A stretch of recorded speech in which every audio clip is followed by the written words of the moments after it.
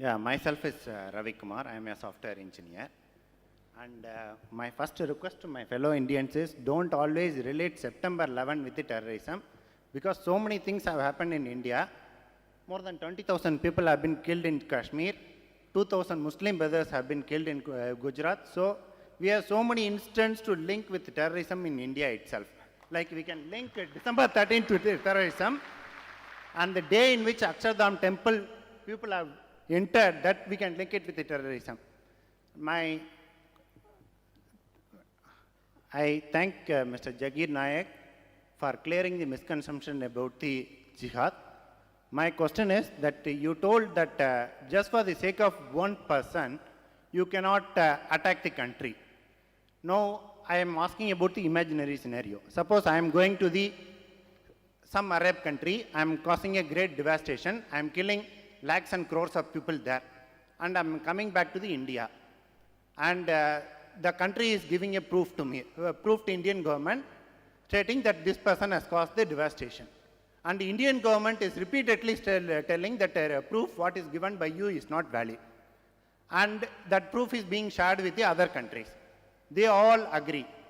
And suppose the country repeatedly is not ready to surrender me, then what is the action that particular country has to take? I have not completed.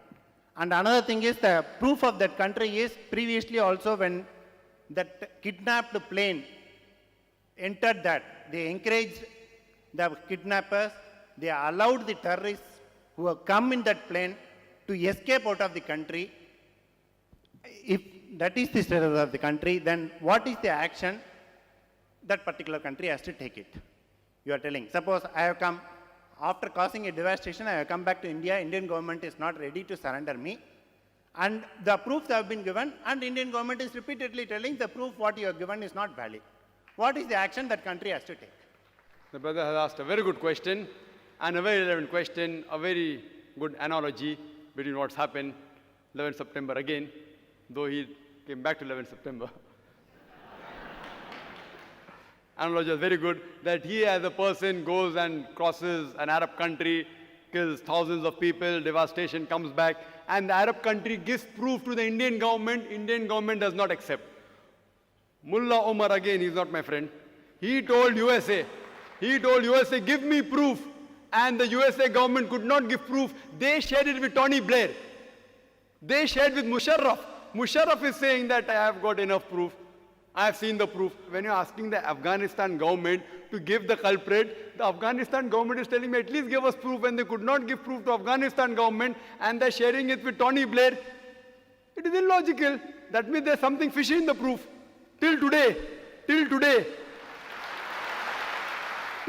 Osama bin Laden is prime suspect. It's only hypothesis. The proof should be solid proof.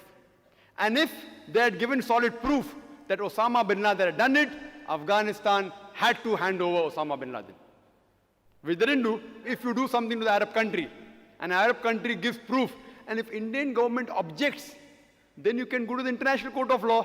Where is the International Court of Law taking place in case of Osama bin Laden? Where is it? Where is it? There are international guidelines. Do you know the rule of international guidelines? If suppose there is an extradition policy between the foreign countries. For example, if a person like India and UK have an extradition policy, if any criminal of India does a crime and goes to UK, they can ask for the criminal back. And one of the examples is Nadeem. You know Nadeem, the music director. The Indian government said that he was involved in Gulshan's murder. So when they gave the proof in UK government, in the UK Court of Law, the UK Court of Law said your proof is nonsense. They sued the government, Indian government. Indian government had to pay the charges of the advocates of Nadeem. Enough proof they gave. They didn't agree. They say your proof is not valid. Did India wage a war against UK? Why didn't they wage a war? Why didn't they wage? But the Indian government gave proof at least. There, USA didn't give proof to Afghanistan at all.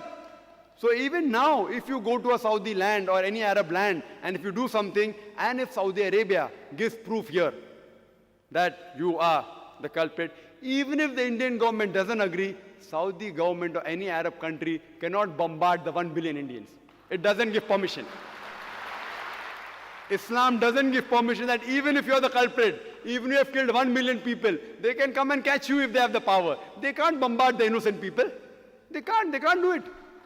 It's not allowed in Islam. Same thing you're saying, let's talk about the present scenario in Kashmir, in Gujarat, in Akshadam. I say that whatever may be the background, why those two terrorists entered, in Islam, you cannot destroy the monasteries. You cannot kill the religious people. If anyone goes in a monastery, in a place of worship, in a temple, and killing innocent people, it is against the Quran. It is against the Quran. We have to condemn it.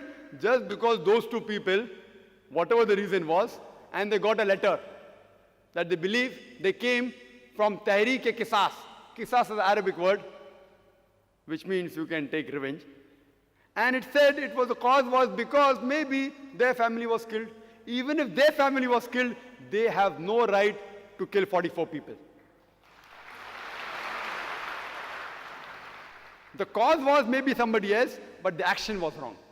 Just because somebody killed, if they knew who the person had killed their family members, if they have gone and taken revenge with that person, it was separate. How can they kill other 44 people who are innocent?